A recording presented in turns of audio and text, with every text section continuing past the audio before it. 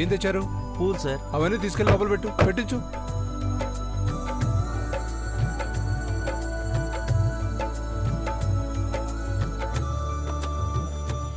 ఏ బాబు ఇట్రా.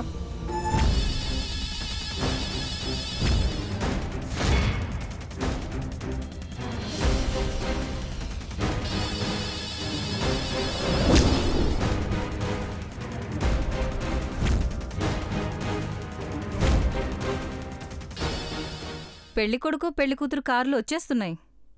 రే గని, రోహిత్ బాబు గారు వస్తున్నారు చూడు. ఏం చేయాలంట? పెళ్లికొస్తారు కదా. మొహం అట్టా పెట్టినవిట్రా. పెళ్లి కూతురు తమ్ముడు పెళ్లి కొడుకు కాళ్ళు కడిగి కొత్త చెప్పులు తొడగాల. ఆనక నువ్వు ఏడికైనా పో. పెద్దబాబు గారి కాళ్ళు కడగమంటే కడుగుతాను, కానీ రోహిత్ బాబు గారి కాళ్ళు కడగమంటే మనసెట్ట ఒప్పుతుంది.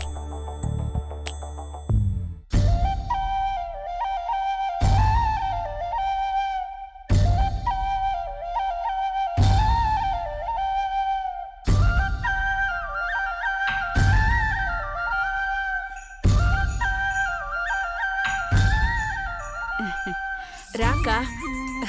Hi aunty. Hi. Hi bro. Welcome dad. Hi అన్నయ్య. Hi bro. Hi mom. Hi రా. హలో బాబీ.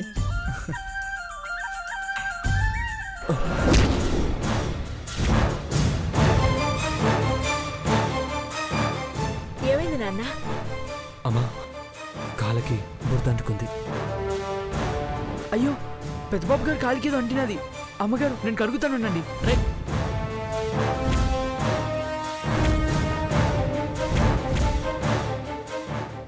రేయ్ గనిగా. పెద్దబాబు గారు, పళ్ళెంలో కాలు పెట్టండి.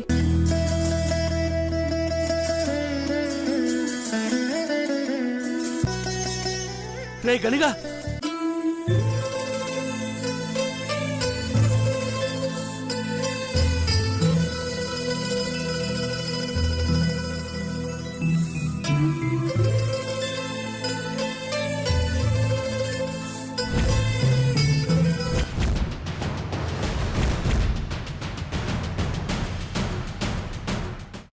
అమ్మా, అలాంటి వాళ్ళది నిజమైన ప్రేమ కాదు, అది వ్యామోహం.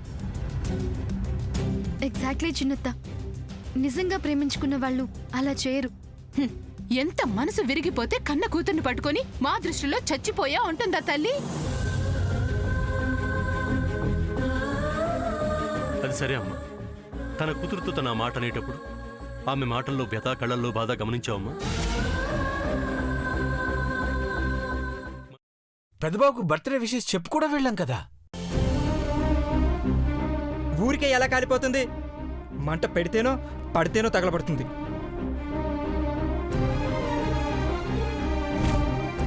కరెక్ట్ చిన్నబాబు, నీకొచ్చినట్టే నాకు డౌట్ వచ్చింది. పార్వతే షర్టును తగలబెట్టిందనుకుంటా.